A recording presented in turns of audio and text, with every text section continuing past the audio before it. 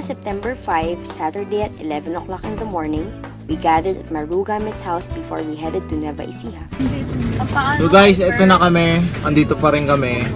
Awa ng Diyos. A few minutes passed, we started entering NLEX. As our journey continues, we passed by at Mount Arayat, which is an extinct stratovolcano on Luzon Island, Philippines, rising to a height of 1,026 meters or 3,366 feet.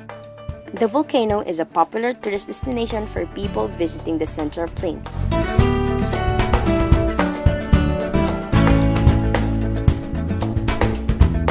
At exactly 2 o'clock in the afternoon, we arrived at Jannah Mae Nueva Ecija.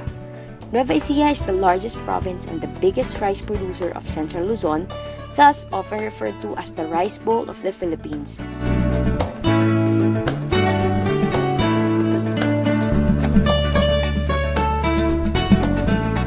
It was settled in the last century by thousands of migrants from adjoining provinces such as Pampanga, Tarlac, Bulacan, Pangasinan, and Ilocos.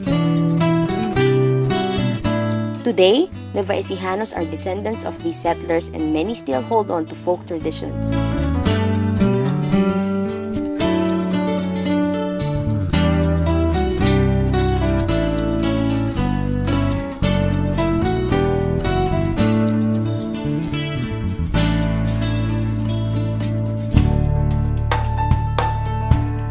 Sunday at 9 o'clock in the morning, we started leaving for Minalungao Park. It took us 3 hours on a bumpy and unpaved road to reach the park. Who could have thought that Nueva Ecija is more than just a vast greenery rice fields, but the home to a natural wonder such as Minalungao National Park. Far ahead from the countryside of the province hides a great masterpiece by nature, sculptured in the center of the scenic Peñaranda River. The distinction of the Minalungao National Park is the marvelous 16-meter-high limestone-bordered narrow river, which boasts the pristine, calm emerald water along the Rea Mendi mountain range. Oh, picture muna dyan!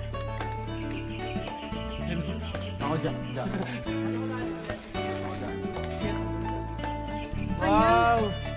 The park covered 2,018 hectares and was recognized as a protected area on 1967.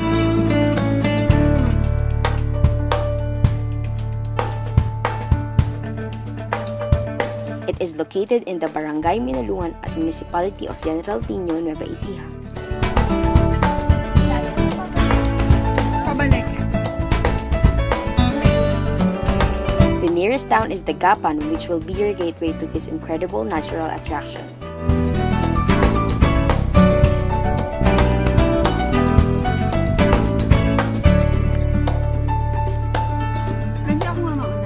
A local guide is readily available around the area. Even kids can be your guide, and ours was 2 local kids, aged both 12 years old.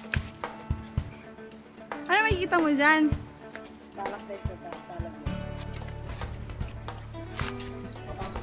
Anong tawag sa kuweba na to? Ah, okay. Ay, ano yung mga pula-pula na to? Ha? Ah, okay. Pwede. You have a choice to see the entire national park by foot or by boat. Glide along the side of the towering limestone formation through a thrilling trail. It is really advisable to hire a tour guide for they know where you should stride your feet. Ha?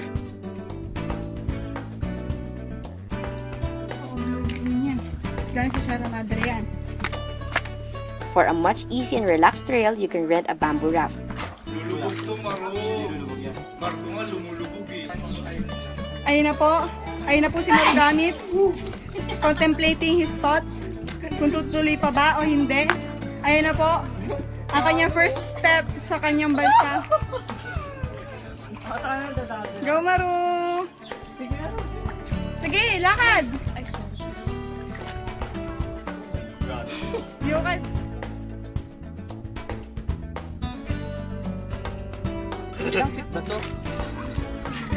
Both trails will lead you to a shallow swimming area with the refreshing and cool waters of the river.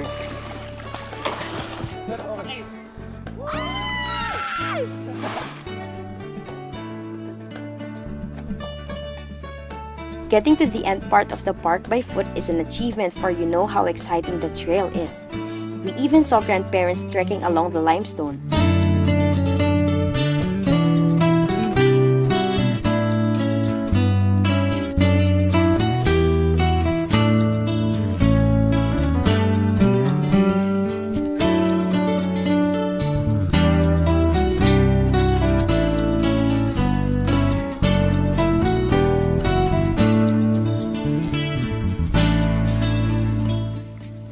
not hard but challenging.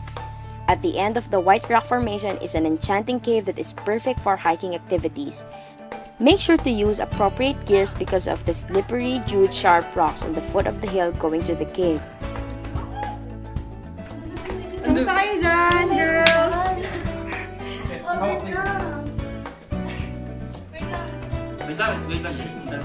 Jen, pang ikaw nahulog ka.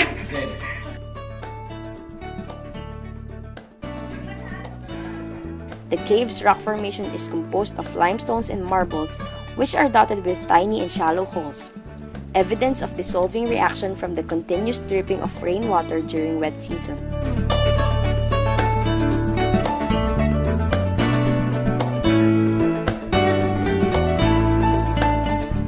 The place is surely free from air and water pollution, but we couldn't deny that the place is very hot, for there are no enough trees planted in the place.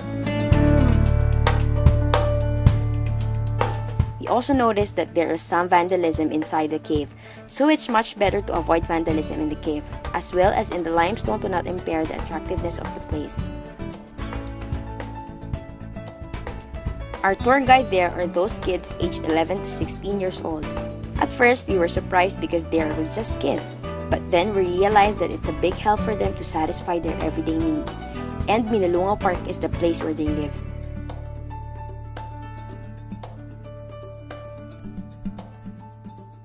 We also saw many children playing basketball, swimming in the river, selling foods, and etc. But it's glad to see that even if they're living a simple life, they still manage to smile, to be happy, and to be content on the things that they have. And the good thing is, they know how to care and preserve a tourist spot like Minalungao Park.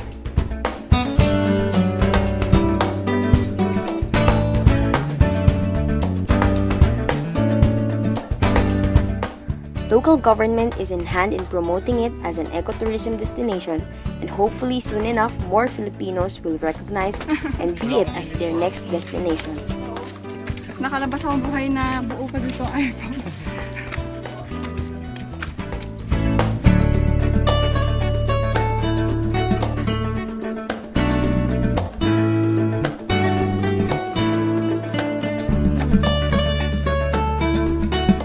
The challenge to the local government is the easy access for the visitors by creating a concrete road and preserving the cleanliness of the park.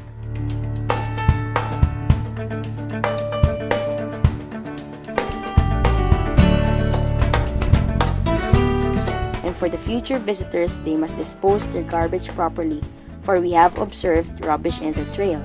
Moreover, let us help Minalungao National Park by promoting it as a tourist attraction.